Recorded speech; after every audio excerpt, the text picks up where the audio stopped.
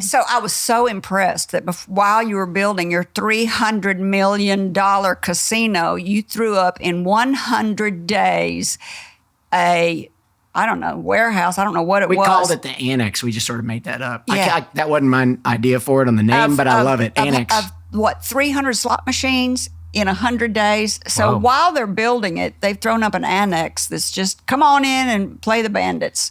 The one-armed bandits. I will tell you that That place, was pretty good. and you said it had lines out the door. People would wait in line to play slot machines. So I just want to tell the listeners, if they haven't been there, you threw this building up so fast. It's crazy. And when you get inside, it's all gambling. It's state of the art. It's great. But there's no signage. I get asked that every day. There's not even a pull up where there's lights and, you pull up under the lights. Like a porte-cochere or anything? Yeah, like a porte-cochere. There's nothing like that. So I will tell you, and this may actually be interesting to the folks watching this. I think life is about expectations, okay? So you're lowering the expectations so when you come in, you're pleasantly surprised? No, but there is an element of that. And this could be perceived as a criticism, and I don't mean it that way. Mm-hmm. So, George W. Bush was not a guy that gets quoted a lot, but he had something that he would say periodically. He would talk about the soft bigotry of low expectations. Oh, I remember that quote. I don't even know what it means. I actually think it's great. I don't even know what it means. I think it's a great line. And what he means is there's a form of bigotry in expecting less out of certain people because of where they're from or what they look like. Oh. I mean, as Arkansans, we should understand that, right? Mm-hmm. So that soft bigotry of low expectations, people expected something in Pine Bluff to be half-ass, and it's not. But I will tell you, we built that in the middle of COVID. The first COVID case in Arkansas was in Pine Bluff. Really? We built that place in just over a year. It was about $300 million all in. And I will be the first to admit that it looks like a Lowe's. It really does. It's a blue building. I mean, look, that's my baby. I love that place. I know. But it's not done. Y'all, there is a 15-story tower coming out of the ground. The top of it, 2 stories, says Saracen. We're changing the highway routing. We're putting a huge monument sign. The question was, you lowered the expectation when you walk in the door so you'll be pleasantly surprised. And you said no. And the answer to that is actually yes. Not on purpose. The answer is that the building is still not done. So you asked about the annex, and I want to tell you very quickly why we built the annex, the little baby casino. Make money. That was one of 3 reasons. Mm-hmm. But yes, we made money, quite a bit of it, very quickly. Mm-hmm.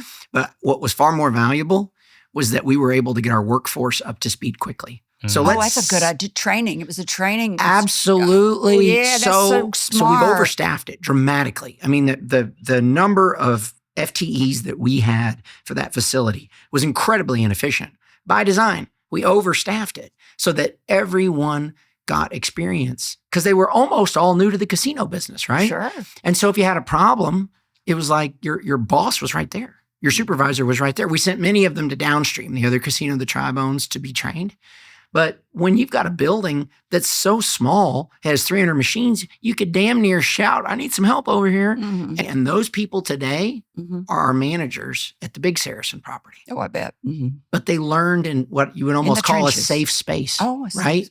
Because you get loose in Big Saracen and you're in trouble. Mm-hmm. You got to radio somebody and figure out the problem. Mm-hmm. But that little casino with way too much staff was the driving range, where people warmed up and practiced and learned their job. The third thing that it did was money, not just for us, but for the city, an immediate infusion, and a perceptual change. So the amendment that legalized casino gaming passed overwhelmingly, and it passed in Jefferson County, but there were still people that were like, I don't know about this. What's it going to mean for our community?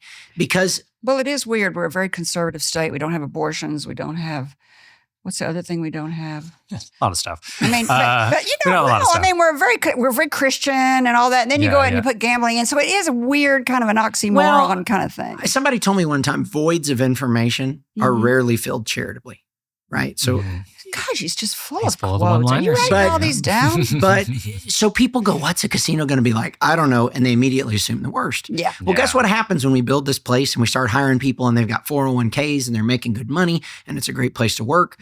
Well, those are people's neighbors, cousins, Sunday school classmates. And within about 6 weeks, people are like, damn, I heard that's a pretty good place to work. Yeah. And you know what? They built a casino and the sun still rose. And it changed the perception in the community. I think the good way outweighs any of the negative. But we got to prove it in 100 days with a little bitty building where we made money, the city made money, we trained our employees. If you enjoyed this video, be sure to check out the full interview on the right side of the screen. Want to see more of Kerry's interviews? Subscribe to our YouTube channel to stay up to date with all of her latest shows. And as always, thank you for watching.